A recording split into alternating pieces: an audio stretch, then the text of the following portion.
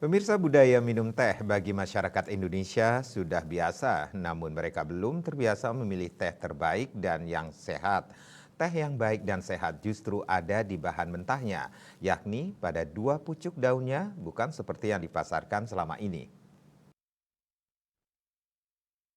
Baik di dunia, coba minumnya adalah Salah satu peneliti dan pengusaha teh natural alamiah Agus Setiadi ditemui di sela-sela aksi donor darah hari ulang tahun ke-22 Bali TV Jumat 24 Mei 2024 mengatakan gaya hidup masyarakat modern terutama generasi muda saat ini belum biasa menentukan teh yang sehat dan berkualitas. Ini bisa dilihat dari menu makan mereka yang didominasi karbohidrat yakni nasi, bakso, dan teh manis. Teh yang dikonsumsi kata dia berbahan serbuk teh dari kayu dan batang teh. Sedangkan teh yang sehat adalah teh yang dibuat dari dua pucuk daun pertama. Bahan tersebut yang selama ini diekspor. Diakui Agus Tiadi, teh premium antioksidan maksimum kini sudah tersedia dalam natural alami teh nat. Teh ini mengandung antioksidan 100 kali lebih efektif dari vitamin C dalam menangkal radikal bebas. Radikal bebas ini menyebabkan penuaan dini, kanker, diabetes, katarak, menurunnya fungsi ginjal, dan aterosklerosis atau penyempitan pembuluh darah. masyarakat kita Indonesia seharusnya bersyukur mempunyai kebun teh yang luar biasa. Cuman sayangnya yang dinikmati adalah teh yang sisa-sisa. Yang terbaik kita ekspor ke luar negeri masuk ke Indonesia lagi. Nah, teh yang menyehatkan adalah teh yang kita petik dari bahannya kuncup dan dua pucuk daun.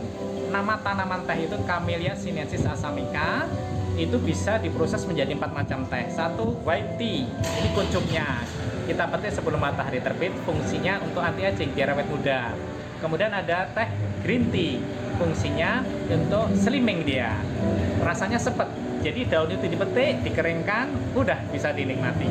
Kemudian ada oolong tea, dipetik itu daun, dikeringkan, dimasukkan ke ruangan, kita atur suhunya, jadilah oolong tea. Fungsinya untuk pencernakan. Ada teh yang banyak dikonsumsi masyarakat dunia, namanya teh hitam. Jadi daun teh yang kuncupnya ini sama dua pucuk daun teratasnya kita oksidasi. Itu nanti rasanya jadi air bening. Kekuatannya sebagai anti kanker dia, anti bakteri dan virus. Nah, budaya minum teh masyarakat Indonesia itu masih level apa tuh nikmat. Misalnya siang hari makan mie ayam bakso, minumnya pasti kalau udara panas es teh manis. Jadi ayam bakso minyak lemak, kemudian minumnya dingin, minyak ketemu dingin beku. Ya, kemudian teh yang diminum kebanyakan adalah serbuk kayu batang teh. Ini kebanyakan ada di teh-teh celup. Ini sepet. Jadi kalau orang mah takutnya minumin dokter, jangan minum teh, takutnya mahnya gitu dan sebagainya. Nah, kenapa orang Eropa, Amerika dan sebagainya itu suka minum teh hitam?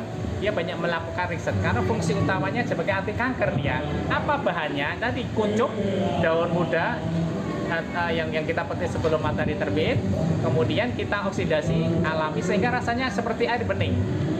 Fungsi utamanya anti aging, anti bakteri, anti virus, kemudian anti kanker. Nah, seperti ini natural alami tea ini.